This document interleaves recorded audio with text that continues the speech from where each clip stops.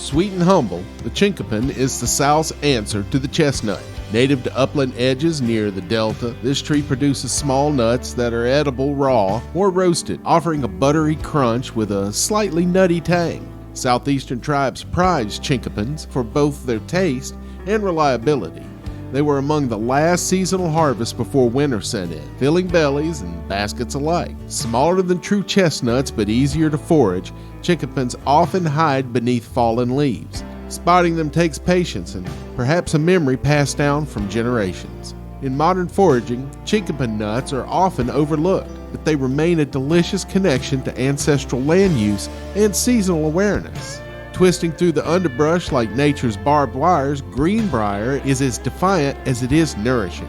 Its tough leaves are almost impossible to remove, but inside its tangle are young shoots and leaves edible and nutritious. Indigenous people peeled and sauteed the tender stalks, like asparagus, while the roots provided thickening starch for cooking or medicinal jelly. It produces a berry that, though edible, just isn't worth the effort. Despite the spiny armor, it's one of the most versatile wild edibles in the South.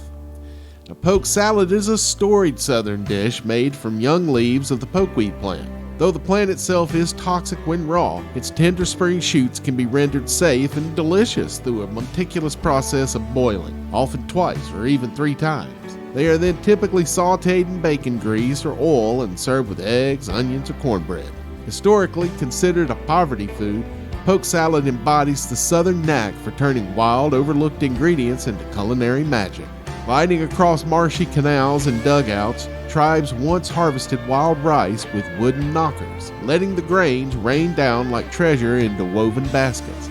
This native aquatic grass wasn't just food, it was ceremony. Wild rice offered complete nutrition, deep flavor, and cultural identity. High in protein and fiber, the nutty grains could be boiled, roasted, or ground into flour. Sadly, wild rice is rare on the Delta today, a reminder of ecological shifts and colonial disruption.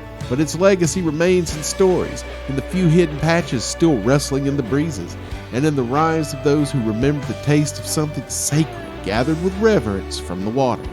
In the heart of the Mobile Tensaw Delta, the pawpaw tree, with its tropical leaves and maroon blossoms, produces North America's largest native fruit. Banana meets mango in every creamy bite. Locals know where to find them: shaded sloughs, oxbow bends, bottomland trails.